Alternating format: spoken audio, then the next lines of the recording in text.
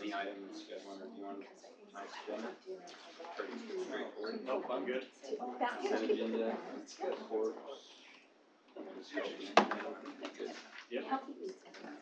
Okay, and let's go on to item 3, administrative reports. 3.1, discussion pertaining to the 2018-2019 Herriman City Town budget. Alan. Okay, it's tonight is the night that we've asked you to approve the budget, which will be done in the general meeting. That will mean that we'll then release it to the public in preparation for the public hearing on June 6th and be approved on June 20th. So tonight is again for your questions and what we can answer for you on the budget.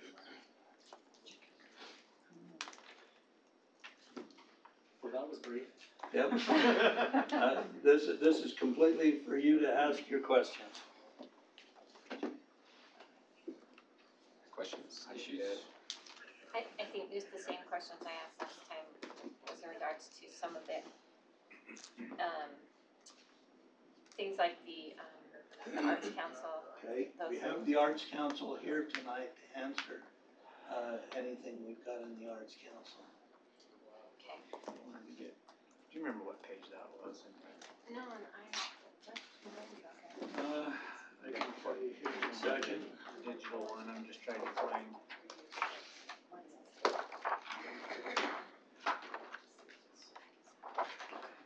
Arts Council starts on page 190.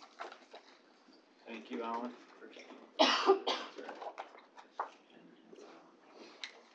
190, you said.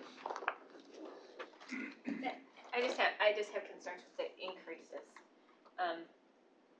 I guess my personal preference is that Arts Council should be self-sustained. So you should spend what you make. And I don't know that the city should be subsidizing other than we could front the money so that you could have your productions, and then your productions need to equal the money that was spent. Does that make sense? So that the public isn't paying for the Arts Council, but we're allowing it to continue to move forward and stuff, but it's based on the income that the revenue that's generated by your performances. Want to respond? Yeah, I'm a little green on this too, so we'll have that conversation. So that is a good question, and that is a definite difference in philosophy.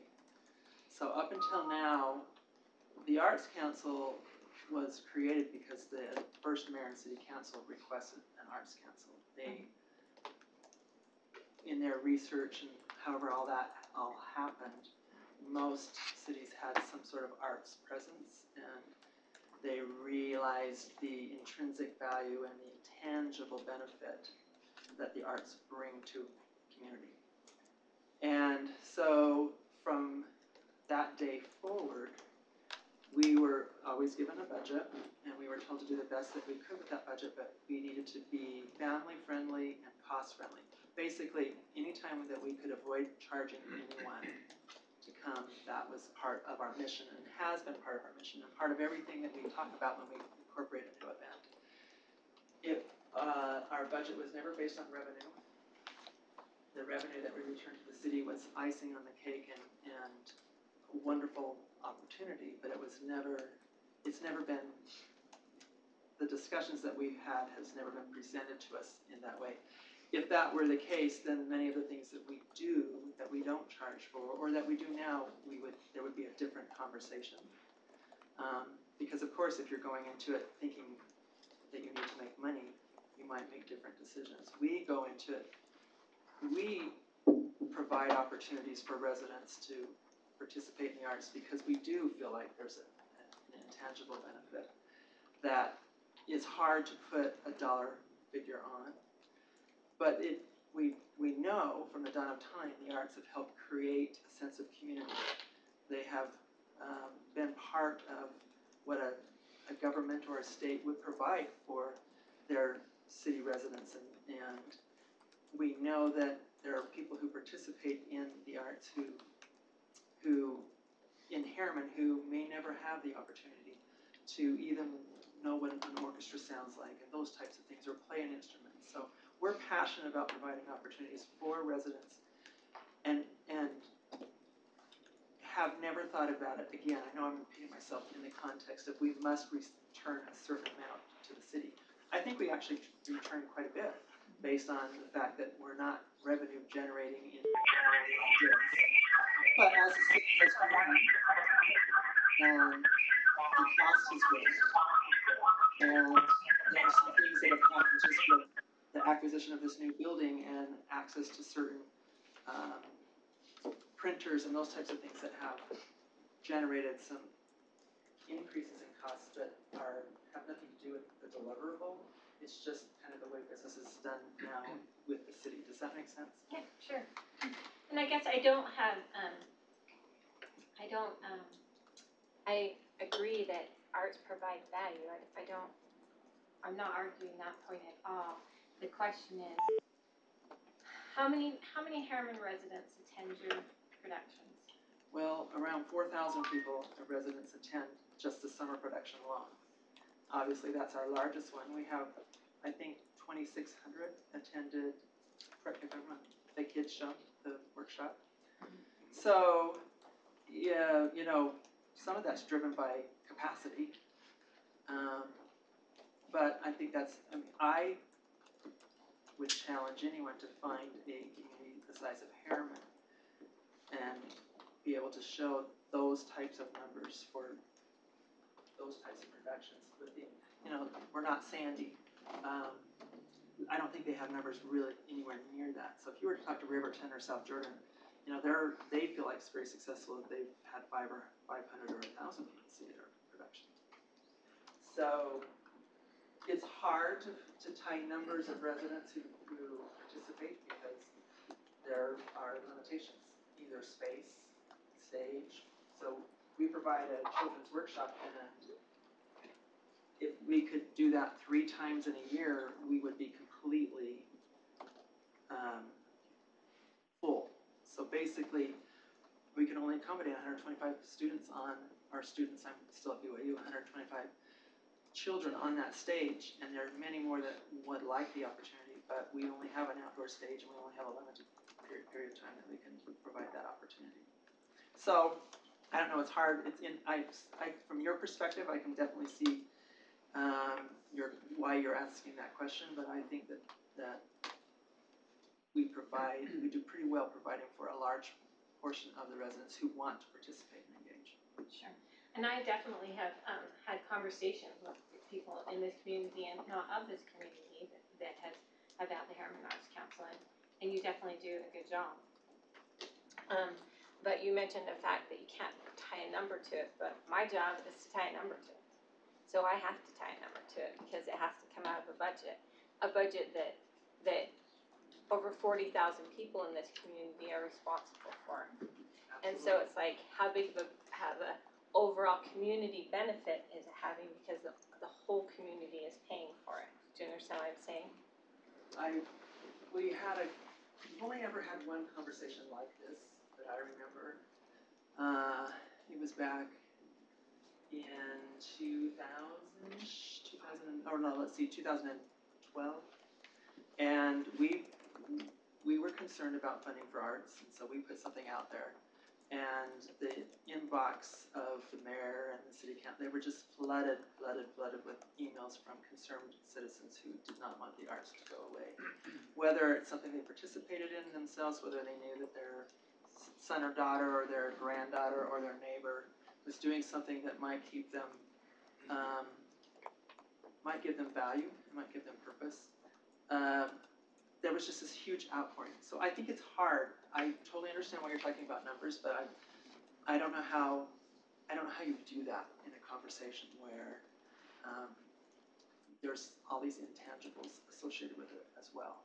There's a lot of events that we don't have the ability really to track because we're not charging for these events. As James has said, that it's impossible to say how many residents have actually come. There was an outpouring of residents that came to the combined event with Herriman City, like the night with Herriman City and the Arts Council, which we did the sing-along portion, and, you know, and that adds to the budget. It's not a lot, but it does add to the budget, and I mean, I was unfortunately out of town, but I heard it was a huge success, and bigger than it's ever been, because we have that ability to partner with Herriman City and the events department and those kind of things. So there's a lot of things that we do that have numbers for simply because people come to enjoy it and we don't charge for the event. And don't get me wrong, I'm not suggesting it to go away, but I'm just suggesting that we have to somehow keep costs, relative to, the benefit. I would echo the same concerns I hear from a lot of residents is that we're crossing over into the realm of entertainment versus providing necessary services. We're telling people we can't put roads in because we don't have funds. The concern that I've had the last couple of years on the council is the increasing budget. So when we go back to say 2014, 15, 16, it's pretty self-sustaining. It wasn't an issue, and if we want to go historically back to the beginning of the city, the budget was really small, right? And it's continued to grow, but what's kind of jaw-dropping is the increases from 2016 on. In 2014, total budget was 60,000, and the proposed budget for next year is 160,000 versus revenues. Well, okay, I think we're definitely not proposing 160. I think you're putting Healthy Herriman, some other different entity, historical committee. What we get for the budget, what shows Somehow that always shows here, up in arts our, and cultural development, which lists a ton of things for sure. yeah, we can't speak to that So, part. So part of our concern is the increase in budget every year. But those pieces, those additional things that aren't Arts Council didn't go up this year, they're the same. Well, we received an email this last week saying that there were requests for increases. Well, okay, in this arts and cultural development, you've got the history committee and a few things that are not the Arts Council. Those few items that are not the Arts Council didn't go up, they stayed the same. So what you're saying, Alan, is the increase that we see from last year to what's proposed this year, it is fair to say that those increases are tied to the productions themselves. There's about $10,000 of Okay. increase this year Okay. that is Arts Council. There is an increase for the Healthy Herriman budget. Some of that was moved from the events budget over because of an event that they put on, and we were subsidizing that. And then they had that committee requested $1,500. That group's primary focus now is mental health and suicide prevention. And so that's why you see the increase in that number. When I just did the math, if I take historical committee out of this and I take Healthy Herriman out of it, we're talking about 12,000, but we also tag some of my staff's time to Arts Council. So that's kind of my point where I'm going with this is that when we have these discussions, this is what we get to see. In the discussions I remember this last couple of years, when I drilled down to that level, it was fairly even. It was pretty close revenue to expenditures for the actual Arts Council. Are we still close to that? I think that's probably fair to say until some changes started happening within the city structure itself. I think that's true. I don't think that was ever by design. I think it just worked out that way. It was never by design by us, because it was never an edict for us. We never worried about the revenue, because and that might sound, I don't know, unprofessional or uneducated, but really that's not what's driving the passion or driving the opportunity. But if you look at the increases now, so we participate in Ms. Herriman. If you go to the Miss Utah website, you'll see Ms. Herriman right there on the side, prominently displayed. I think that speaks volumes to have Herriman represented in some of these larger organizations. But to participate, we don't always dictate the terms of that participation. So there's an increase in what Miss Utah is requiring for us to continue to participate. There's been a change in the way we look at printing, those types of things. So anything at the increase in our budget right now is based on some of the changes that now we are not able to take advantage of or partner with in the same way with the city. The only other time that the Arts Council budget went up significantly, now I would call that significantly, is when we grew up, the city grew up, we learned what proper accounting really looked like. And, that there were, if we were charging a participation fee so that a t-shirt or something could be purchased, that wasn't being recognized or included initially in the budget. That was just handled by those that provided the money, and then the t-shirt was given to them.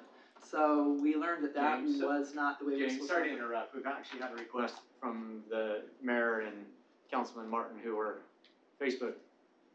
They're trying to watch, they They're want trying to to see watch, it. they wanna see you. So Really? if you could stand down here, they You just sat wanna, here on purpose. they wanna see who's talking.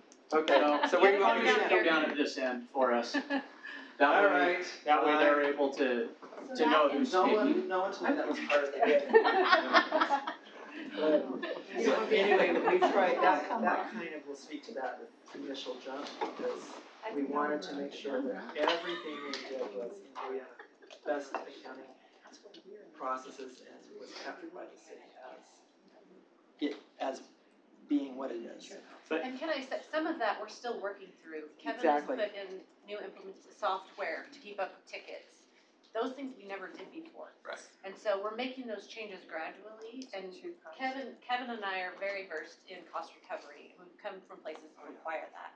And so we're really working towards that, Which, so. at least the 2 years I've been here, the discussion that we've had is we need to do this Right. better and account for these things so we can really gauge these things a bit better. And that's at least my recollection, and maybe Nicole can add to this if she remembers this last couple of years, but that was the conversation we had, is we did have some of those costs go up, year over year for different programs, but only by a few $1,000s, and we voted in favor of that. My overall point is this one is how we account for it, how we show it to the public. So when we're having these meetings and I have somebody contact me and say, why in the world is the city, subsidizing this by $100,000 when really not? So maybe, Alan, going back to some of those things, we need to separate maybe the Arts Council from some of these other programs. Does that make sense? Okay, just keep in mind though, there are only 2 line items on there that are not Arts Council. That's the Historical Committee and the Healthy Herriman. Correct. Okay? Okay. You're only looking at $3,500 of change in Healthy Herriman. The balance of the change is Arts Council. Then you can go down it and you can see there's an extra $2,000 being added to the children's production. Or Printing. printing and So- and and licensing. sound. And Right. sound. So I actually had a question on this component of it, because my understanding is, from our last discussion, is that printing was being done in-house, basically. And that's eating up a lot of internal resources and time inside. So now we're requiring that to go Part of out, that accounting. but True cost. the true cost, but really all that was a pass-through to the budget for more money. Is that fair to say? No. The majority of that money is really for the licensing fee, because the volunteers were writing their own plays before, and now we are purchasing the rights to use a licensed play, which we should be doing anyway. We shouldn't be changing lyrics to songs, and we should follow laws. And the other, Here's the simpler question then. Of the increases there, and I'm seeing 5,000 for the summer production is of an increase. How much is for the rights, and how much is for printing or other incidentals? printing is like a couple $100. We're not talking about a huge amount of money. Okay. So the majority of that is But for, sound Our costs sound costs went up considerably. 3 times the amount. We're still getting bids to try to get our sound costs down, in hopes that we can make it work within. We're trying to live within this budget, but the sound it's very expensive. It's amazing. My eyes have been really opened on some of that. In the past, there have been conversations about, does it make sense to invest as a city into a sound system at the pavilion. There's a lot of things that we do there, and everything we do there right now that serves the public. Where there's a large gathering, you have to have a sound system. And we've worked with a vendor who has kind of grown up with Herriman in many ways, and perhaps maybe wasn't showing true costs. I don't know. But now that that vendor is a little bit out of the mix, we're seeing that we really haven't been paying for sound what other people are traditionally doing. Now, if you were to talk to South Jordan, I think for some things they have to rent sound, some things they have their own sound. If you were to talk to Sandy, they have a built-in sound production equipment system, the whole thing. But one of the first things they're going to say is it becomes obsolete so quickly. And we really haven't had a structure that we could actually put a permanent sound place in at the pavilion. Yeah, if you're going to have concerts up there and the things that you do, even that are non-arts related, there's no way for you to control the safety or be able to connect with the people there unless you have some sort of a sound. So I will say, here's the thing, you never know how much the royalties for a show are going to cost. This is a conversation we always used to have, because they're like, well, don't they give you a menu and don't they tell you how much? It's all dependent on the size of the city. And they keep that formula behind the wall. So you apply for shows that you think are going to meet the standard and the mission of Herriman, which is, for Arts Council, family-friendly and cost-friendly. The median age, my understanding, is around 23, 24. That translates to young families with lots of young kids who are either not financially able to, or their children are in an age bracket where they're not able to go experience arts anywhere else. So for our summer shows, we have chosen specifically, not ones that we ourselves would, if you're arts people, you might want to do something that's challenges the mind and those types of things. We have chosen shows that speak to a broad group of people. One of the things I think that Jared's talking to, and so anyway, we don't get to choose, we never know. And you never know what that price is going to be, and you never know if you're even going to be approved, because it's all it's political in the context of who did that show closest to you, when, because we don't want to overtax the impact of a certain show. This is New York talking, this isn't me talking. I know some of the concerns that have been raised by Nicole and by Jared have been about marketing your events so that more people can attend. And I think that we have done some of that. We certainly can do more of that now that we're partnering with the creative team. There's a lot of things that I think have happened within the city structure just with the move into this building that are going to help with some of the questions that you have. There's always going to be a limitation, though, on certain capacity for seats and those types of things. With the bandstand, we have lots of ways that we feel like we can start doing things there that are going to be free and not cost a penny. But we have never felt that we have asked for too much. I have never since 2000, since I've been involved, felt like I could not stand up here and say the importance that the arts plays in the community takes second seat to a road or something like that. And I know that might not sound right to some people, but we are passionate about that. I advocate for it, and that's my job, to advocate for it. And I think it's just as important as providing access and other things that the city has to do. I understand your position as a city council person, because you get questions and people ask you about certain things. And we want to do the best that we can, but we also want to continue our reputation of providing high quality opportunities for people to engage in the arts. We don't have very many opportunities. If you were to look at other cities, they have a lot more opportunities. And they go more into the entertainment business, and we're not. Our mission is education, and so there's always an educational component. We just had a really successful orchestra event where children can come and actually, it's kind of like a petting zoo, but it was a petting instrument, and they got to feel and see an instrument and understand why it makes certain sounds and understand how important that is to the overall overture that they were playing. So I feel like there's always if I could just, okay. I'm a crane, so you're gonna have to turn me off. No, you're just fine. So I've in the last couple of years, how well we tracked the expenditures for the Arts Council, particularly around the sales of tickets and the revenue that's been brought in. What have we, Alan, can you help us understand that? Kevin can talk about the tickets and how they used to sell. Well, they used to sell,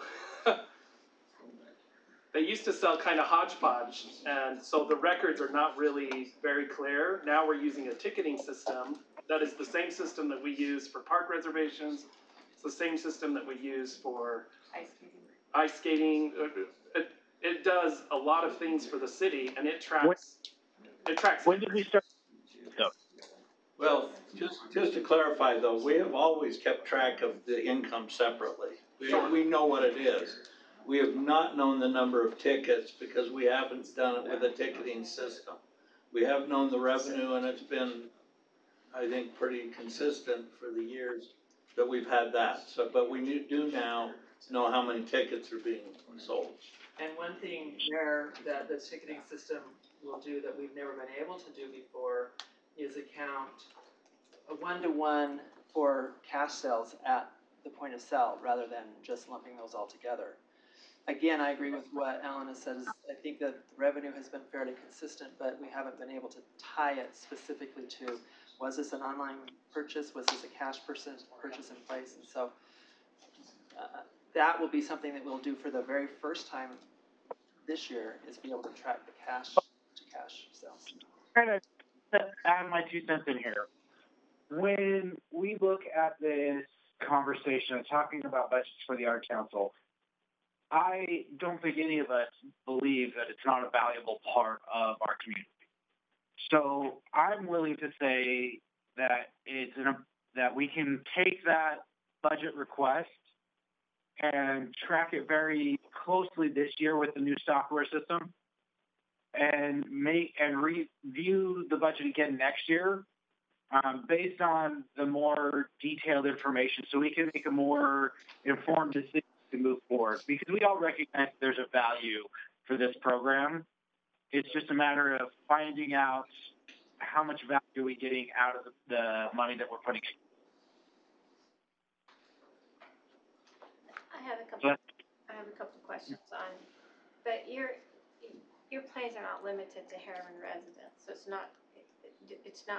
Are you talking about audience or participants? No, I mean participants, right? You mean in the audience or on the stage? Well, I know anybody from anywhere can come to watch them, but anybody from anywhere can also be in them, correct? So it's not just the Herriman residents that. The majority of those who participate on the stage have always been Herriman residents, and the mission and the motto has been, all things being equal, you'll always go with the Herriman resident. But we had this very question come up, and the prior mayor, Mayor Freeman, said to us, your charge is to create an opportunity, the best opportunity of the highest quality that you can for the residents who come and see that show, first and foremost. And whatever it takes to do that, then we want you to do that. If you can do that using solely Herriman residents, then we would. But, you might get I would say that our orchestra and our choir and those types of things and our harmonics are largely made up of just Herriman people. But for a show, that's a little bit difficult, because then you're also speaking to certain things that you're not in charge of, that the copyright insists on, and you may not be able to get that. That's why we don't do Aida or Hairspray or something like that, because we don't have a large African American presence here. If we did, we would love to do that, because we want to make sure that we provide opportunities for Herriman residents to participate as much as they can. Now, you may feel differently.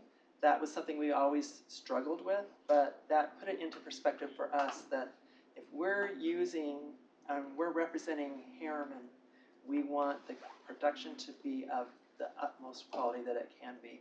And sometimes that means going with someone from Riverton. Now, I can tell you that there are people who participate who are in Riverton who really feel like they're in Herriman. And so the boundaries are a little bit, that's a whole other discussion for a different day, but the majority of them are from Herriman, South Jordan, Riverton. We have a couple that sometimes will travel from a different county. And here's the thing, we have had people from California, we've had people from New York, we've had people from New Jersey, we've had people from Connecticut come and see the show because of someone they know in the show. And that puts Herriman on the map in a totally different way. I have had so many people tell me that one of the reasons why they moved to Herriman, and of course they know this is what I do, so that's what I'm going to hear. You might not hear it the same way. It's because they saw a city that was growing and embracing amenities and growth, but still staying true to their roots as much as possible.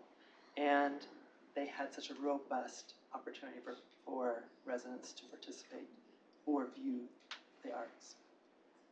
Do you guys have any other questions? Did that answer your question? Okay. I don't know I have any questions, but just maybe a couple comments of where we're going and some of the changes. So just looking at numbers, I think a big change is what was mentioned by staff is just accounting differences, right? We're able to track these things a little bit better. But going back to kind of historical revenue versus expenses, well, at least what I had looked at up to this point is actually is fairly even, whether that was a mandate or in the back of your mind or not. What's concerning to me is, and what's important is that we're able to account for it and able to measure some of these things, which will start to show some of this. You know, are there things that we need to adjust?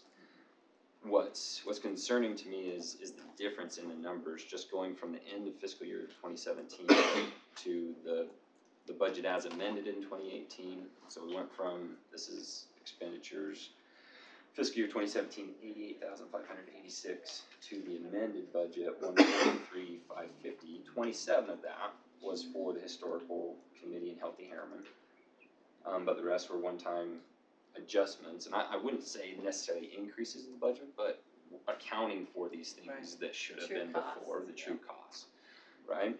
And then we compare that to the revenues, which have the same adjustments into it.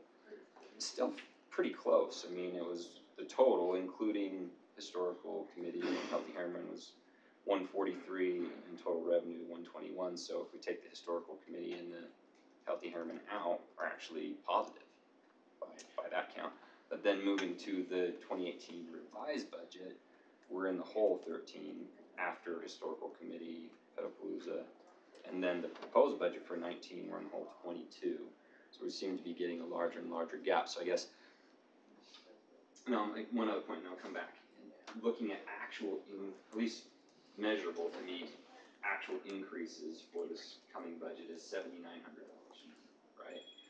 And $2,500 of that is for the Night of Lights here, new building, new facility. I don't know that any of us want to take that out. It's a community building thing. We've got $1,000 for harmonics, $500 for choir and orchestra, $2,000 for Miss Herriman, which may be due to state fees, etc. But I think part of that was an increase that the council voted on for the scholarship. Yeah, that's one thing that we've been lagging behind. And then the 1,900 for printing, etc. So I think as far as that part goes, the actual increase isn't that large.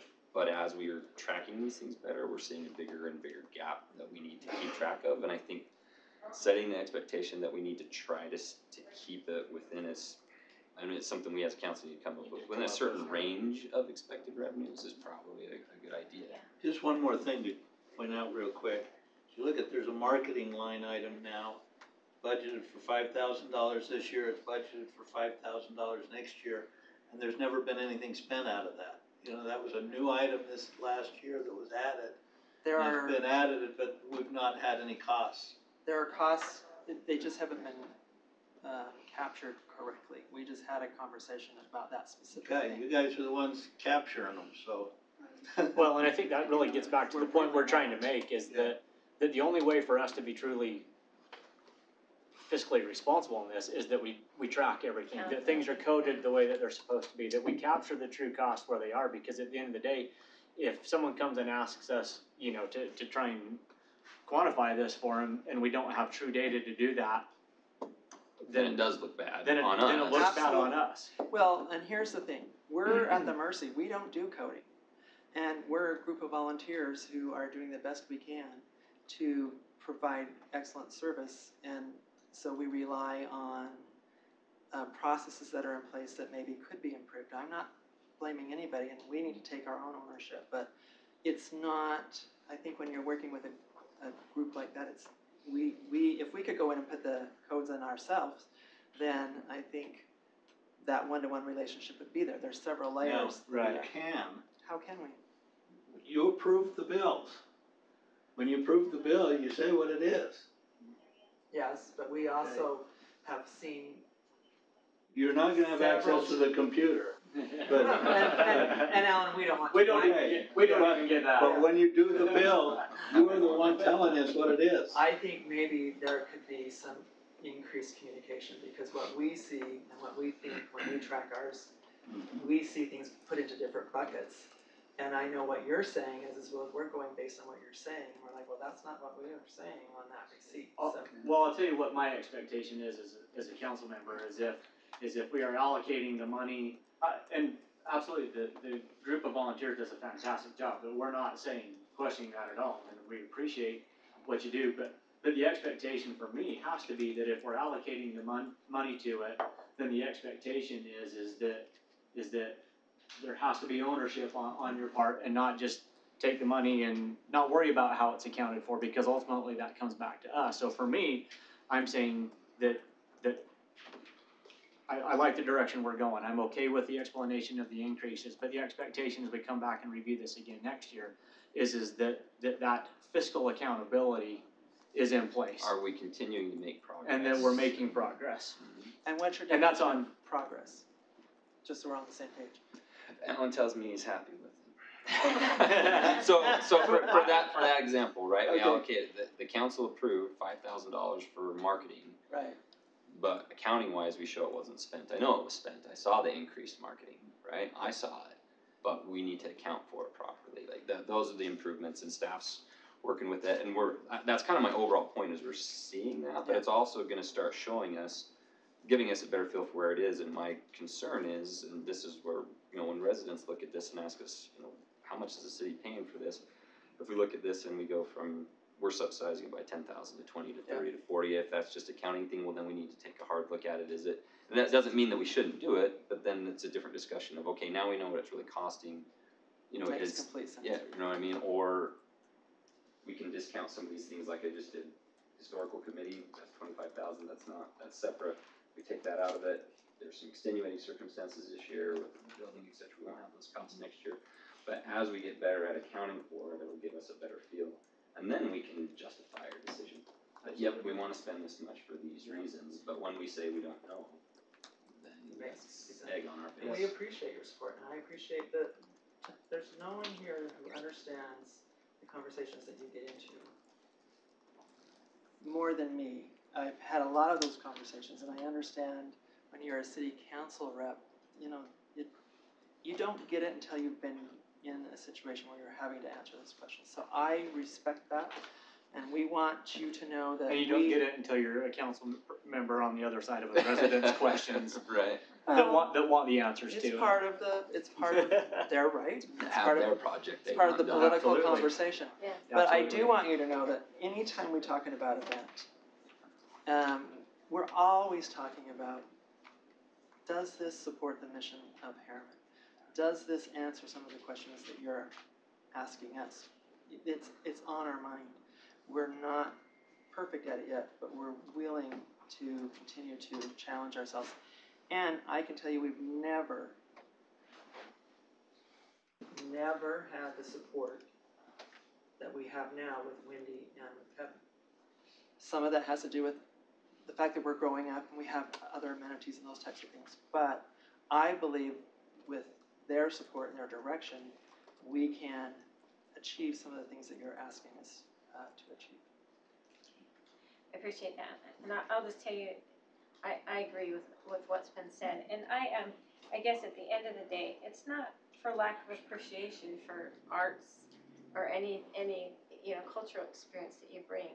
The problem that I have with so many things is, you're passionate about arts, right? The arts?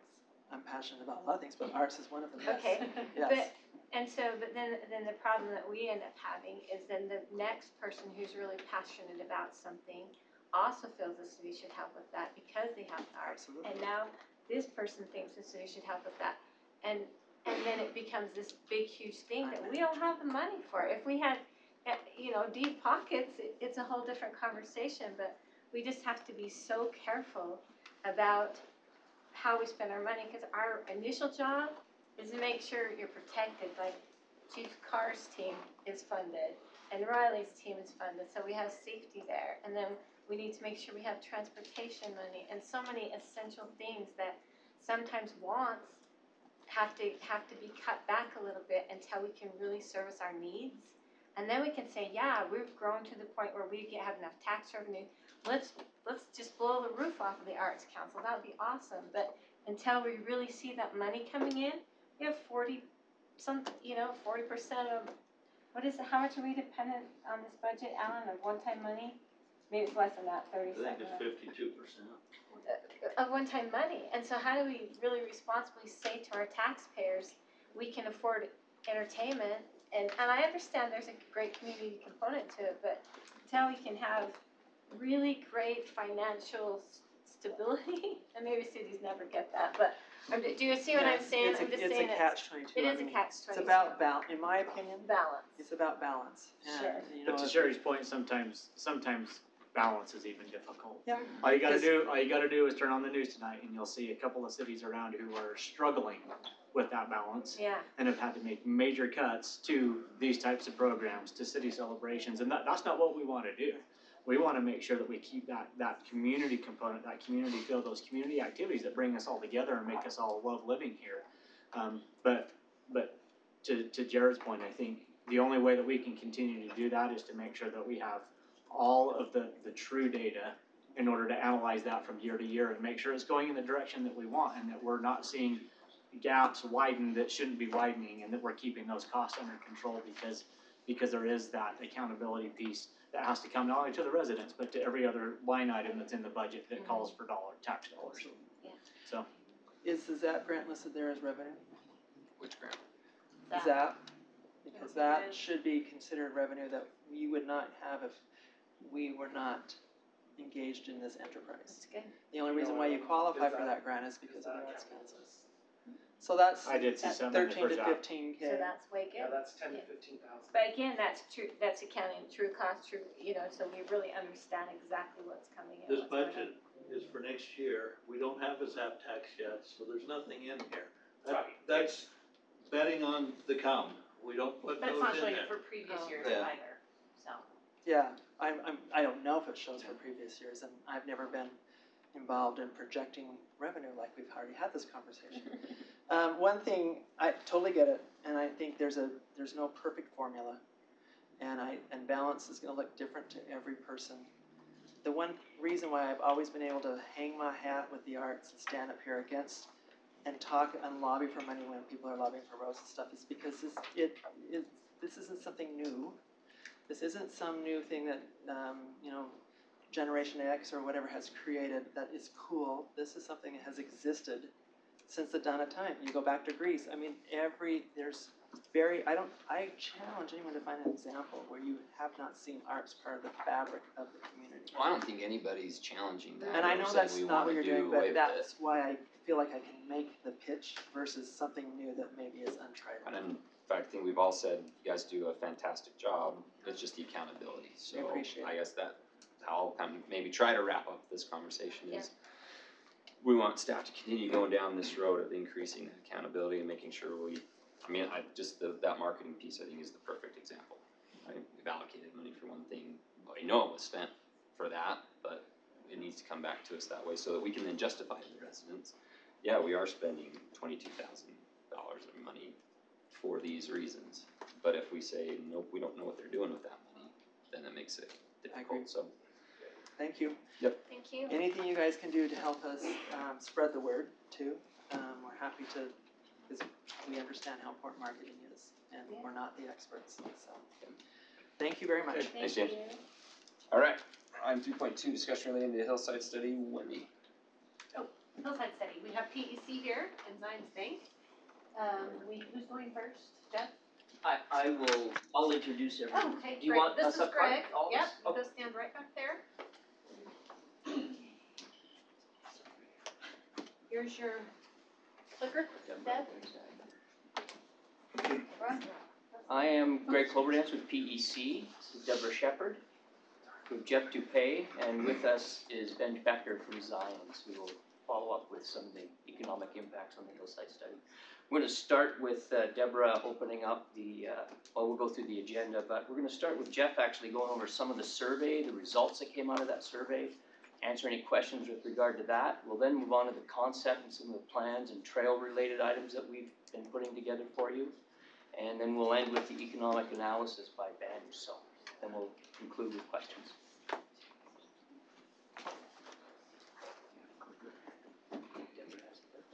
So first, we're gonna just do a quick summary of what we were tasked to do with the Herriman Hills Open Space Master Plan. And then Jeff will go into the survey results. Then we have some preliminary concept plans, and priority trail segments.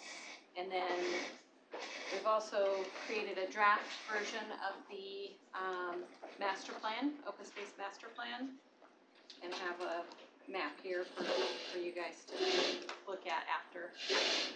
So summary of our task with collection of existing trails and city data, compilation and organization of existing data into a single data set, coordination with local municipality and contributing committees, completion of a public open house, completion of a user attitudes and needs survey, which we're going to go over in a minute, completion of various site analysis and space allocation map iterations, completion of project and planning evaluation of potential recreation amenities for the area, preparation of a cost economic impact study, which was being completed by Zions, recommendations for project prioritization, implementation and funding, and completion of preliminary conceptual design and open space master plans.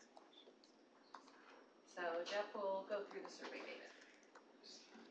Thanks. So, as you can see here, we're just going to, just because of time, we're going to just briefly go through the survey. So, as you can see here, Zone A, B, C, and D were further out away from the Herriman Hills area. So you can see the majority of the respondents, and to be honest, for an online survey, to have this number of respondents with not much notice, pretty good. So word got out quickly, and we got a lot of good feedback. But as you can see, Zone E and F those are the people who are closest to this area. So that's where we got a lot of respondents. What's interesting is you see under other with 142, that's your surrounding community.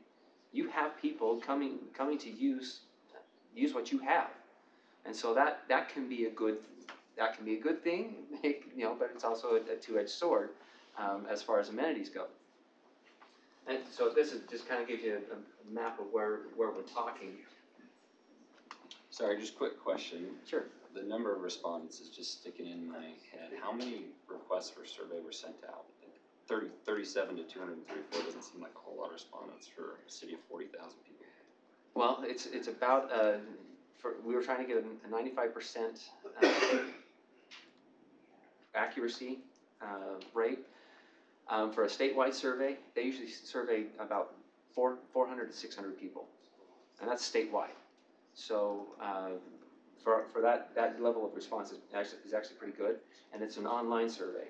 So what all we did was we created the survey, put it on SurveyMonkey, and the city broadcast that information.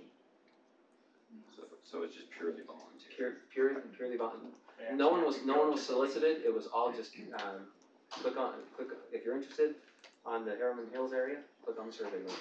It's different than our Y2K. Right. So I'm looking at going, all right, well, how was this done? Yeah. Jeff, what was that total number? Total number, I wanna say it was 763 off the top of my head, plus or minus. So, jumping into the next question, and what's good about this is there are a lot of people who are already familiar with what's there. So if they weren't as familiar, then any amenities you add to that, you may not get the bang for the buck that you put into it. So this is actually a good sign. The next step we asked was, how much do people really use that survey or use that area? This was pretty telling. Of those respondents, you had the vast majority, 522 of those 700 plus, actually use that area now. That also will allow you to determine. They can give you be a good sounding board for determining what types of facilities would most likely be best used in that area. Then we followed up with, how do they access? What are those locations that they use? And as you can see, Black Ridge Reservoir, that area, the Juniper Crest area, as well as kind of a third, where the Herriman View area, Cuchara Way, and the Yellow Fork Rose Canyon were pretty much even. But your two biggest access points, at least according to the respondents, were really at Juniper Crest and Black Ridge Reservoir. So with this map, this just kind of shows where those spot zones are located, just to kind of give you an idea of where that is in relationship to the area itself. The next question we asked was, what types of options would you like to see? And we define those, the small scale, medium scale, and large scale by the different types of amenities. I'd have to pull these up.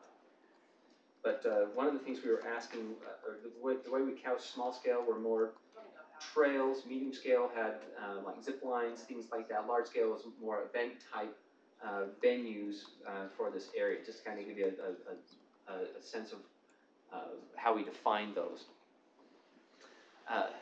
So as we asked that small scale, we said, okay, of these elements, which ones would you most prefer? Now, the one thing with any survey you have to take into account is that when respondents answer these types of questions, they're putting in their minds the best case scenario for them. Yeah, to really get a sense is you have to ask them the follow-up question, how, and really get a sense of how well it's being used is by actually building it sometimes and seeing how well it's really being used. So just keep that in mind when you're looking at this type of data. But as you can see, that the preference for hiking, trail running, and mountain biking are significant. So that's your small scale. So that gives you a good indicator of what types of amenities should be planned for within this area. So the medium scale, like we talked about, were zip lines, disc golf course, and year-round terrain parking or park, whereas you have summer activities, but then that same area you can then have winter activities, and you can see that the zip lines, the disc golf course, and those drone parks, they really weren't very important outside of the year-round terrain park. That's something that was of the respondents. That was something that was a little more important to them than any of these other types of medium-sized facilities. With the large facilities, like we were talking about, more event-based, it really came back to they wanted this area to be accessible as much as possible. Whether it's for viewing, great view looking north, or just getting to the proposed trails that are proposed for this area. So we asked the follow-up question because there are people who like to have off-leash parks, and should Herriman consider an off-leash dog park? I was I was actually a little surprised by how even the response was. I was actually expecting it to be more on the yes side. But what this shows is an off-leash dog park isn't necessarily a bad thing, but it may be you could maybe correlate that to where that would be located, how that would be accessed. Should the city choose to, put an amenity like that within this area? So that's something to consider when you look at that. I know when I talked with Draper City for another project that we were doing, location was really important. If it's close to a lot of people, where a lot of people are going to be, that may not work as well. So you have to keep that in mind. So the next question we asked is because in order to get to these facilities, you've got to somehow get there, whether you're driving, whether you're biking, whatever. So we wanted to find out if they were okay with having some increased traffic in the neighborhoods in order to get to these amenities. I was actually, as you can see right here, you have probably around 60%, between 55 and 60% who are moderately to extremely in favor of allowing that. Now, you have to take that with a grain of salt too, because that means, well, if I live right there, no way am I going to want that. I can't get out of my driveway. So, take that, with a grain of salt and recognize if I live in Zone A or I live outside or further away, if I'm going to use it, it's got to be accessible to me. So there's going to have to be a little bit of pain shared throughout the community.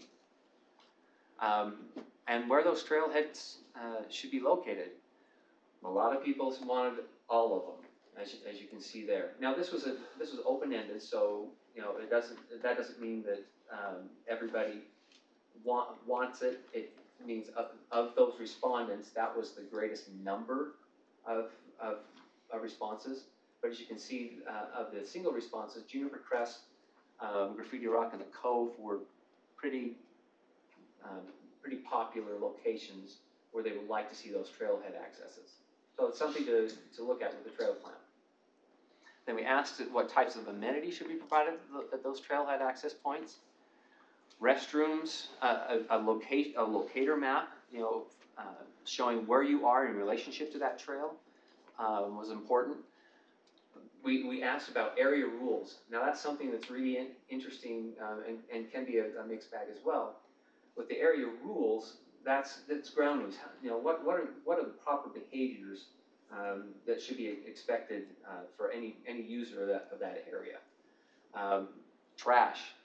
We got a lot of open-ended comments about how people, wish there were trash receptacles because they're either picking up after somebody else or they have stuff and they don't want to haul it home. So that's something to also keep in mind. Our next question was about ongoing maintenance. Like was just discussed with your parks. Anytime you implement something, you got to have the money long term to maintain it. So we asked, would they be willing to support an increase in park fees to maintain and improve the area? That's a good indicator that if the right facilities are in and they're used properly, that more people are. If I can see my investment and my taxes being used the way I like to see them used, I'm more than willing to maybe pay a little bit additional fee so I can have that good amenity and have that good quality of life. So that's something to keep in mind. And then we asked about the types of trails. Now, we wanted to ask about paved because a lot of times some of the real popular trails, urban trails, are paved. So we wanted to ask that question, but we also wanted to make sure that we identified other types of trails, such as a natural surface multi-use trail, where you've got various types of bikers, joggers, walkers, using those trails, natural single use, so that's more your specific type of, like a bike trail that you're going to use. And that surface is more, it's more prepared. A natural shared trail, and then downhill mountain bike trails. So just the various types. This gives you a sense of what those respondents would like to see. Did we ask any questions about ATVs? We did.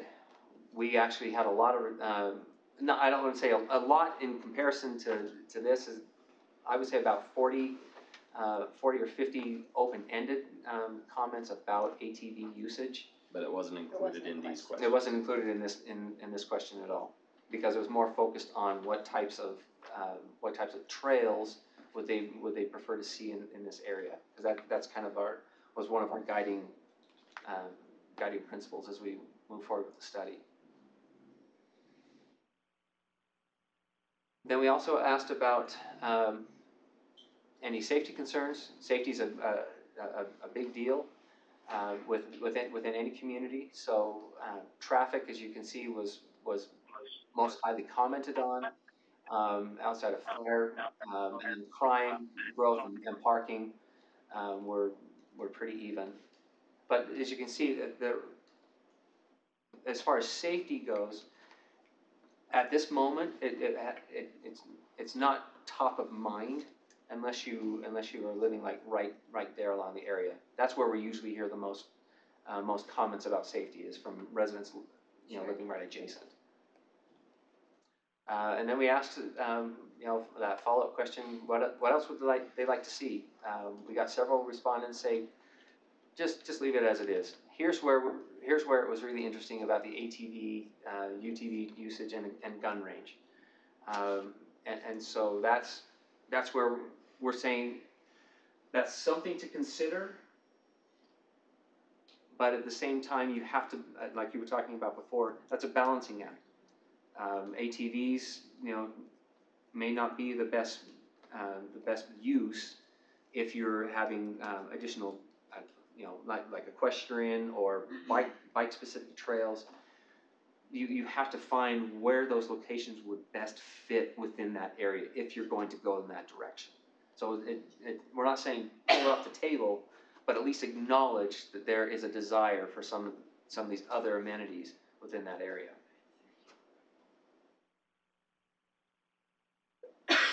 Any other questions? We'll get a copy of this. Okay. Thank you. Thank you. So also notice that the numbers on the comments, we didn't get as many people filling out comments as just clicking on answers. Those last couple of questions, you actually had to write in a comment suggestion. And so these were the top ones. There are a few other suggestions and stuff, but our numbers aren't nearly the same as when we have, 522 or something. These are 21 and 19 and stuff like that. But we did have a lot of people requesting ATV access, or they already were using the area for ATVs or motorcycles or something like that. So this kind of gives you some, some qualitative data to consider along with the quantitative those numbers. In the open space master plan, there's actually a section that has every single comment that was made. So if you want to read through it, you're welcome to read through it. So on some of these questions where there are comments available, they're in here. So. Okay, so we took all this information. We've met with Trails Committee and Joe, has been extremely helpful, and Wendy and Eric Blackett and everybody from the city. Looking at also the existing open space Parks and Rec master plan and sort of visioning for the city. We there's a lot of terrain issues, and so it sort of limits your buildable areas. But they're a little. See if there's a pointer thing. I don't see it. Oh, there it is. Okay. So first off, there are 3 sites that have access currently where you could fairly easily put in some kind of trailhead. There's this one which we've named White Hollow, just because of the White Hollow Road there. There's this one that we've named Friendship, because of Friendship Drive, but Kuchera is right there as well. And then this one over here is the Juniper Crest area. So those 3 currently have access that could be used immediately. The other areas of this area here offers a lot of opportunity to create a lot of different amenities depending on which direction you want to go. We've named that Tickville Gulch. Again, these names are changeable. And then there's the cove down here where, you know, access eventually through the developments and everything will come to pass. And then the bluffs at Herriman Hills, again, access is no longer through Herriman City, so we don't really have the ability to determine how that's going to happen and in what time frame. So those are areas that have a lot of opportunities and for amenities in the future, but because of access and limitations with that, it's Describe access and those limitations. That's been my concern about this for Yeah. years is, are we gonna be able to put roads in the right places? Are we gonna be able to put trailheads, et cetera? Because Well- having the land doesn't gonna do us any good if we can't access it. Yes, you have to, and right now, your only access or existing official trailhead is the Black Ridge Reservoir Trailhead. And you already know how popular that is and how much concern there is from the neighbors with the increased traffic and everything that's in that area. That could have been an access point, a drivable access point to create parking in there, but we didn't want to increase more traffic. To me, It's that's already like the glowing example of how not to do it. right. So we want to So- mainly the big one is Juniper Crest Drive as it comes through here, and this is going to be your new one of your new commercial areas right here with Mountain View Corridor. If we could have access into this area off of Juniper Crest somehow, create that access into the interior of the property, you could have a multitude of amenities and development in there with mountain bike courses and even go into like rope courses, maybe an amphitheater. You know, it depends on what you want and of course what you have funding for, but the year-round terrain park idea, there's a little area right here that would work well as far as the solar analysis for having a little bit of snow a little bit longer in that area. Or maybe end up doing something with the Snowflex material where it's year-round. I mean, who wouldn't want to go sledding in shorts and sandals? You know, what a unique opportunity that would be. But there's just a lot that could be done in this area with the terrain. There's sort of a flat spot down here in the middle, and you could have all kinds of trails and flow tracks and pump tracks and different things, and talked about the possible NICA course in there and things like that, that could create events and attractions and things like that. But we don't have access into there, and By access, we don't have a road. we don't have a road, Do and we have right of way? Do we have? well, that's just it. This portion, there's some portions of land here that would have to, figure out how that is going to happen. I'm not sure if there's Kind of more where I'm going with my information in that questioning direction. is, are homes in the way? Do we have developments of homes going in there that's going to block our access? Yeah, so right now as far as I know, there's nothing built right in this area. beside that, there's the church is right there, and then there's a Homes going in right there. homes going in right there, we can see sort of that white spot. And then in here, there's some development companies that own that property, but they're gonna have to put in roads if they build something, and so. It's more or less an open question for Yeah. staff. And I don't know if like, if you ever looked at doing that road up next to the church, we talked about that a little bit, and whether that was a possibility Right here, as an access point. It's it's pretty narrow. becoming more of a possibility. The church is looking at doing something with that property right now. It'd be like a trailhead, it'd be a minor little road. The city would have to, But would there be the possibility of doing a road from that location back into, can you circle that area, Deborah, that you're talking about, down There. the Tickville Gulch area? Yeah, there. no, it would have to come up more by the Greystone subdivision, which is to the right of that, Right here. yeah, in that area. That's where the Yeah. road's gonna come up, is in that area. And then also possibly there could be access here, so it could be a looped. That's what Yeah, we but that goes the suggest wrong for way, a right? larger, Cause that's the other part of it, was we want that traffic to flow to our commercial Yeah. centers. right. But it's nice to have it, have flow through, so there's not just one. Only if you ask the fire guys, we One. want them to go out. One access location. So, and then again, access through here, this is a Herriman City property, so it's sort of finding, working that out with, I think the that's the county and major stuff.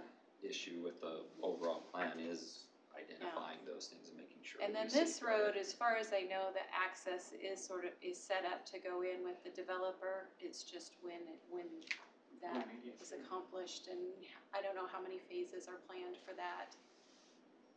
A lot.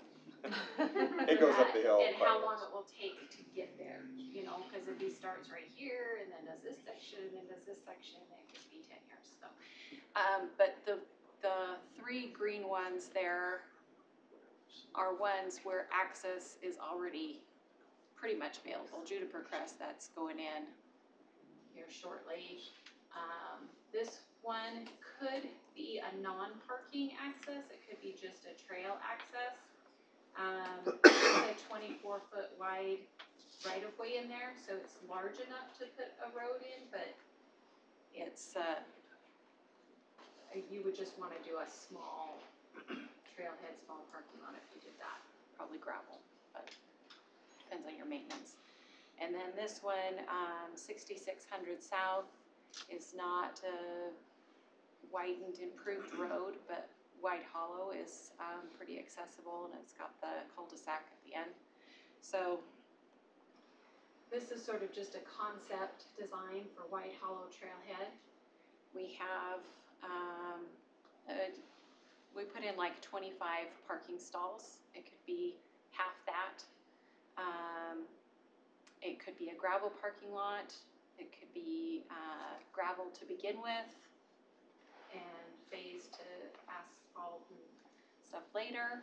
But it's got a restroom, a small pavilion, some picnic spots, and then we have on here an off-leash dog park that's a fenced area. One of the other things that we had comments on, that we had quite a few comments on with the, what they wanted to see at the trailheads was bottle filling stations. So a drinking fountain, but also with the water bottle filling, and that makes a lot of sense with, especially trying not to use so many disposable plastic water bottles and all that, but, and a little trail map kiosk with the rules and all that kind of stuff, but this would connect up to, the rest of the trail system and the Bonneville Shoreline Trail. And then this is that small trailhead I was saying where we had the 24-foot wide right-of-way access. So you could do a small road access and do like maybe a 10-car parking lot, or it wouldn't have to have parking at all. It could just be a restroom with a trash receptacle.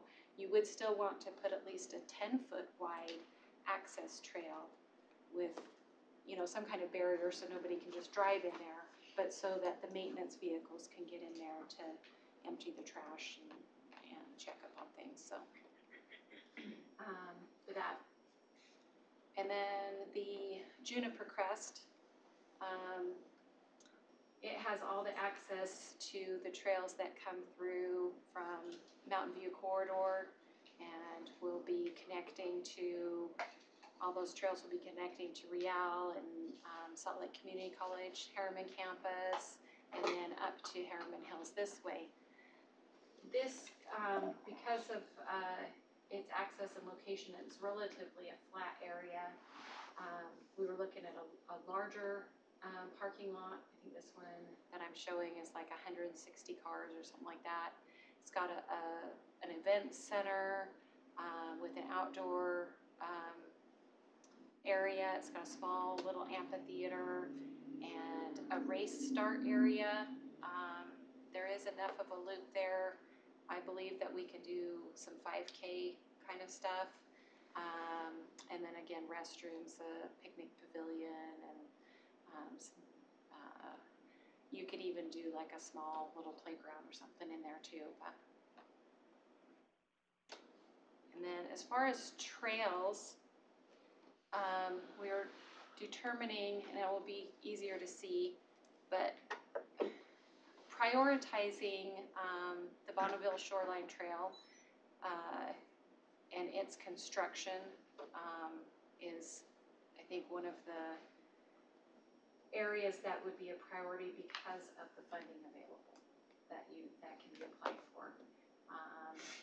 And right here with Juniper Crest right now has a trail that comes up to this point, and with Black Ridge Reservoir there's a trail that comes up to this point.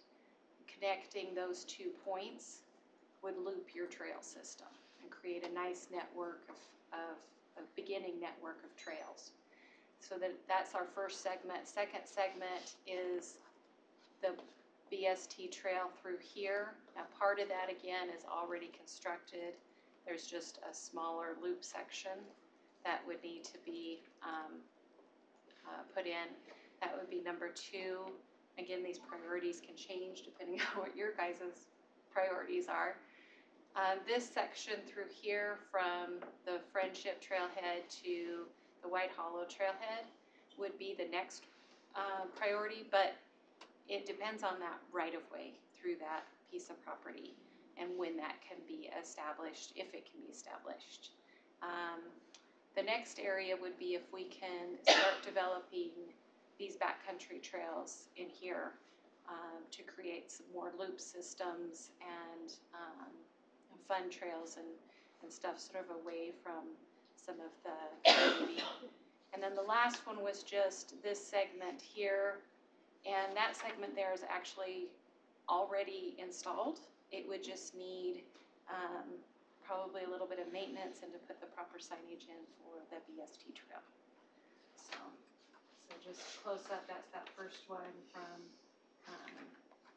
Juniper Crest is over here to where it would connect to that Black Ridge Trail. And then that other section, again, most of this is existing. Would have to create a little bit of a loop here, but that gives greater access for the residents. And then the next section, which BST trail here, but this trail connecting to your trailheads and to your communities. And then the backcountry trails in that Tickville Gulch area. And then that's that last one I was talking about that would just need some signage and a few improvements. That one could be done really fairly quickly because I think the costs would be small. But again, it's already there, so it depends on how quickly you want to get the BST signage up and start designating it as a BST trail. So, like I said, there's the whole document, all those maps and everything are in here, as well as the survey, complete survey, and all of our data that we've collected. We'd love for you guys to give us feedback on it. Here is that map, that first one I showed you with all the concept areas on it. And so if you have any questions for me, otherwise it's going to economics next. Thank you. Thank you. Thanks. I'll flip through these quickly. The idea here was to take the results of the resident survey and to understand what other communities along the Wasatch Front and in Utah are dealing with in terms of market trends and demand for some of these uses. Want to take a look at some of the initial costs of the possible uses, perpetual maintenance costs, and then a few real quick funding options. Again, this is a brief summary of the market impact study that we are doing for you, but we wanted to get your impacts, or get your comments. And here we go. So we looked at the feasibility of some possible uses, how other communities are dealing with these demands. Are they creating trails? Are they creating pump tracks? Are they doing things for corporate training, for gun archery ranges, for campground rentals? Back on that first slide, just to note that we had initially looked at several things, from the snowflex to gondolas to whatever it may be. So there are a lot of creative possible options. This was what was boiled down to what your residents really seem to desire in the survey. And then also, I think, feedback from the City Council on, let's take a realistic, feasible look at this, and then we can continue to keep dreaming, and maybe in future years we'll find a gold mine on here. Trail running events, participation is greatest, and this is in other communities in the Wasatch Front, when there are multiple events, when you've got 5Ks and 10Ks and you can involve the family, a little 1K. When there is continuity, a lot of communities note a steady increase in interest following the third year of a similar event. They need to be well branded, focus on a local need or the community, include a destination or a unique challenge. Sometimes it's a stair climb, sometimes it involves a cause for a specific disease or a member of the community. And typically when they have an after-run gathering or a party type event, the participation is much greater. Obviously that changes your costs a bit, but those are some of the basic success stories of trail runs. Is there market demand? Yes. Access to trails and trail events are consistently in the highest categories for residents regarding community needs. In the many different communities we talk to for part of this survey and other work that we do, the communities are consistently surprised at how much residents are demanding access to trails. And maybe as our communities are filling up in terms of density, people are trying to spread out a little bit more and get more outside time, a little bit closer to the mountains and hills. Varying course lengths, again, appeal to a wide variety of users. A recent sampling of community trail events in Utah County and Davis County showed age ranges from 2 to upwards of 80 ages, or 80 years old, 88% indicating they look forward to next year's event. So you can really hook people on it, builds community identity on some of these races. Mountain bike events, in comparison to the trail running events, have less appeal. I shouldn't say limited appeal there. They have appeal, but the trail running events or the running events in general have had greater participation rates in the past, but it's definitely a very growing demographic. Typically, it's been a male-dominated sport, although Joe over here apparently is a professional, and particularly in the ages 14 to 35. The physical impact is a little bit more notable on the trails than hiking, running options, but a lot of that depends on what your existing soil conditions are and just the erosion characteristics of the trail. Year-round use has become more and more popular. Where I live, they ride in the snow all year long on really big fat tires, these fat bikes. It's year-round use. Is there market demand? Certainly from high school age participants, this user base is growing with the increase of school clubs. Not something that I had the option of in high school or junior high, but now they are very popular. Demand for trails is notable from non-event users, while interest in events is less pronounced outside of the high school clubs. Other venues within the state are more popular and better suited for events. So between Snow Basin, Snowbird, Park City, Corner Canyon, they have the area, they have already the existing infrastructure. As you'll notice, 3 of those have chairlifts to allow for some of these events. Corporate training there's a lot of strong growth for corporate training uses, so outdoor activity areas, particularly amongst the growing technology tenants that, as I'm sure you're aware, are coming into Herriman or all across the point of the mountain, Lehigh. There is significant market demand for these users, but unless the amenities are notable, their options are substantial along the Wasatch Front. All sorts of facilities or groups that are trying to cater to corporate users. These companies, they want access to food options, they want something unique, and an ability to gather in an amphitheater or meeting space environment. So some of the things that are proposed for Herriman Hills could fit in the corporate training type model, but with access to food options or other facilities, it's not something that we focused on significantly for this presentation, but we have backup data for you if that's interesting, if that's a potential revenue source that the city would like to pursue or the Parks Department would like to pursue. We certainly have that information. Pump track courses, as you saw in the survey results, were popular amongst your residents or the survey takers. Numerous communities in Utah are putting in pump track courses. It really becomes a destination spot for bikers. Maintenance is slightly more complex than typical trails as you're dealing with some erosion issues. Shared uses are not likely considering the specific layout. You're not having runners on pump tracks or equestrian uses. It's specific to bikes. Is there market demand? Yes, particularly from high school teams. They have pump tracks have a limited ability to generate revenue at this point in the state, but they become more and more requested, and we see lots and lots of cities turning to potential construction companies asking, where can we put pump tracks? Gun and archery ranges, this got some responses on your resident survey. They're widely popular and gaining in use along the Wasatch Front. Can require as little as 2 acres, with some utilizing more than 20 acres. It can be combined with paintball courses. We are seeing some now that have specific hours for paintball courses, some for drone flying, some for archery, some for just typical gun shooting. Hopefully they don't mix up the hours there, because shooting drones out there. But, I guess that could be more challenging than just clay pigeon shooting. But I shouldn't joke about guns. All right, requires a large buffer area is one of the drawbacks of these. Obviously, you've got to protect the area, particularly if it's going to be in an area that includes trails. Usually limited amenities. Indoor ranges have increased significantly in recent years in Utah. And with that, the demand has increased for outdoor ranges that provide experiences that the indoor ranges do not.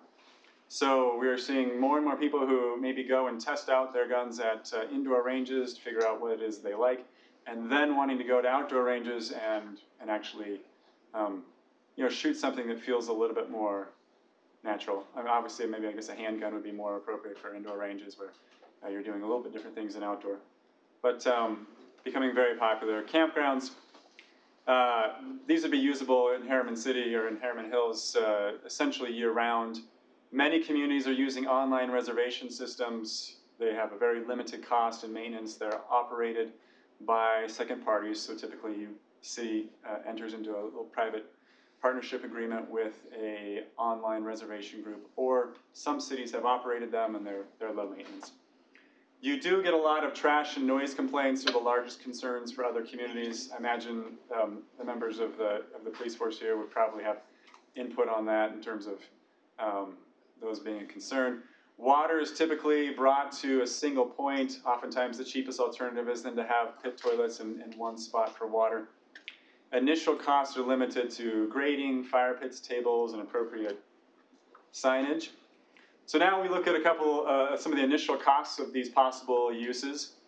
New trail construction, so for hiking and trail running, it varies significantly from the slope to factors such as vegetation. If you're dealing with heavy scrub oak or what's the vegetation you're dealing with, the soil types and erosion factors. Essentially in the different bullet points there you can see a variety of per mile and per linear foot, where the most likely average cost for Herriman Hills is about $4 per linear foot for natural surfaces. This was backed up by data from many other communities along the Wasatch Front. We particularly tried to focus on hillside communities, staying away from like deep pine forests, really something that you would find similar to the topography that we see in Herriman Hills. So $4 per linear square foot on some of this new trail construction. If you looked at, in one of the concept plans, and obviously a lot of variables there depending on where the focus is and where trailheads are put, but at about 42.5 miles, that came to a cost of $900,000. That does not include putting in trailheads or if there are sensitive water crossings or in environmental areas where you've got to be a little bit more careful from a cost standpoint. So at $4 per linear foot, 21,000 per mile, that's where you get that $900,000 number. Mountain bike flow trails, a little bit higher cost there, as you're creating sometimes additional turns. You got to go a little bit bigger width. You're looking at $4.50 to $5 per linear foot. The pump track, it's more technical. They're typically smaller. You'll see those from 600 to 5,000 linear feet. Those are $5 to $6 per linear foot. So you begin to see what some of your costs are and the different options here of what your residents want to do. Trailhead costs are primarily the following: restroom facilities, and this is very heavily dependent upon the proximity to water and sewer lines, unless you want to go with pit options, but anyways, that'll be the biggest difference in the cost in the trailheads is your proximity to your infrastructure. Parking, there's a significant cost difference between gravel and paved lots, and then typically you have signage at the trailhead cost. Most local communities, if they have sewer and water lines in near proximity, and I know that near is a general word, but we've got that defined for you more in the report. Most communities anticipate restroom costs around $40,000. Parking, including circulation, and you particularly need larger circulation if you're doing equestrian-oriented trails. You've got to get those horse trailers to be able to turn around. Ranges from about $10,000 to $15,000 per stall, depending upon grading and existing vegetation. So that is for a paved parking.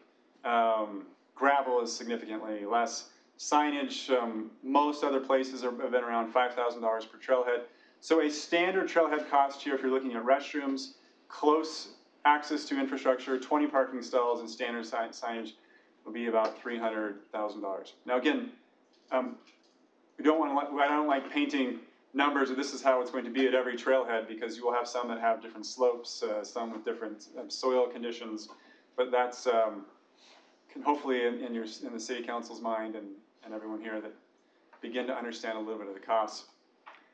Trail racing costs, we were asked to look at this a little bit, and there really are no fixed dollars on what it costs to put on a typical trail race. It's so heavily dependent upon the availability of local sponsors. Sometimes those local sponsors offset all of the production costs. It depends on how many roads or trails along the route that require police assistance. If you're doing this in Herriman Hills, you're obviously not closing off roads, but maybe you're creating spillover parking somewhere that may require some permits, things like that. The quality of participation awards and race concessions, and then the need for additional restroom facilities. Sometimes the largest cost for these races are the restroom, porta potties, whatever we call this. Was that on the record? Did I just say porta potties on the record? Herriman Hills race analysis that revenues should initially cover costs, with likely profits coming within 3 years, and the profits will be minimal unless participation is significant. So it shouldn't be looked at as a real revenue generator for the city, but if it's a social aspect of how we're going to continue to promote our city and community building, it's obviously a great event. A gun archery range cost, about $550,000 is what we anticipated for. Sorry, just a quick question. The revenue cover cost, you're just referring to the cost of putting on the event, like registration fees, etc. Estimated costs for Herriman Hills archery gun range, about $550,000. So this, we considered some parking, acreage that would need to be cleared and made relatively level, at least for a pavilion type improvement. You would need a certain amount of supplied parking. You require this buffer area. Most gun ranges, open air gun ranges, are run at a very nominal profit. The costs are to cover facility maintenance and upgrades, general upkeep, and ensuring safety measures. Oftentimes they're run by volunteer associations. Sometimes they're run off of, they do fundraisers. I know a couple in in Davis County do turkey shoots to help pay for some of their maintenance costs, things like that. So again, it's not a large revenue generator unless you were to really create some facilities that help bring in. There are very specific archery tournaments, but then you're really looking at nicer amenities and larger initial costs. Campgrounds, these costs are access to restroom facilities and potable water, paved or gravel parking and roads will influence your costs. What amenity level of fire pits, grass areas, picnic tables, and additional costs include an online reservation system. So for Herriman Hills, and I probably should have put the number of campsites, I think we put about 10 for this, 10 specific campsites, about $80,000. So that includes your gravel parking, pit restrooms, some site grading and vegetation removal, picnic equipment and fire pit improvements. Does not include online reservation costs. That's just a lot of words and poorly designed slide, but that's essentially summarizing quite a few of those previous slides. Again, the costs for some of those main items that we looked at. Perpetual maintenance costs might be interesting for, obviously, your parks group to what other communities are paying in terms of maintaining their trails. Sometimes they'll go 5 years without touching a trail, and then they look at a couple $1,000s. Some communities are so well organized, and it sounds like this one is, that you have volunteers that are gladly do a lot of your trail maintenance, obviously for free. If you can get behind 12-year-olds and 15-year-old Eagle Scouts, I guess at least for another couple of years, they sometimes do a lot of this work. It's just whether or not you like the result of the work. Funding options. So Zions Bank is Jonathan Ward is the financial advisor for Herriman City, and we would love to have Jonathan come and talk with you more about some of the funding options here. But there's certainly, you all obviously already have existing monthly park fees. Raising that at $1 per household per month. I forget what your household number is about 7,500? 10,000. 10,000? You guys grow 1,000 every time we talk. So, at 10,000, you'd be $120,000 a year if you were, an extra $1 per month. There's sales tax revenue bonds that could be appropriate for something like this. And then a recreation district, which there are examples of that throughout the state. That is a feasible option in terms of property tax levies, creating a recreation district, and we've got the whole outline for you on how that is done, what would be the impact to your residents, what would be then your lending power as a recreation district, or your ability to bond, or so that's some more information we have, but otherwise I think I did 20 slides in 12 minutes. Great job. Any questions? Not right now, no. Thank you. Thank you Very very good much. information. We've got, less than 10 minutes to the general meeting? Mm-hmm. Any of the other items go fast? Do you think you guys can be done in 10 minutes? I know you're worried about Are time. you here for I can come back. Okay, so Yeah. after the general After the meeting. general Okay. meeting, that's fine. So there's something else that can fit into this 8-minute slot. Alcohol regulations? 10 minutes? How about 5 minutes? Sure. We're going to proceed to item 3.5. You can control that for me. Haven't gone to Oh. it yet. Well, PowerPoint really is not perhaps all that necessary. As was conveyed in your staff report, the city recently received a request from the owners of About Time due to a change in state law. They were licensed under the state dining club regulations, and we also had issued a conditional use permit for that land use. That type of alcohol license is being replaced by either a restaurant license, which has various categories, or a a bar establishment. We currently don't allow or permit a bar establishment in our land use ordinance. And as we started studying both the state code and city code, it became pretty evident to me that essentially what we have is a disconnect between our business license regulation, which was adopted in 2010, and that was essentially mirrors what state code was at that time.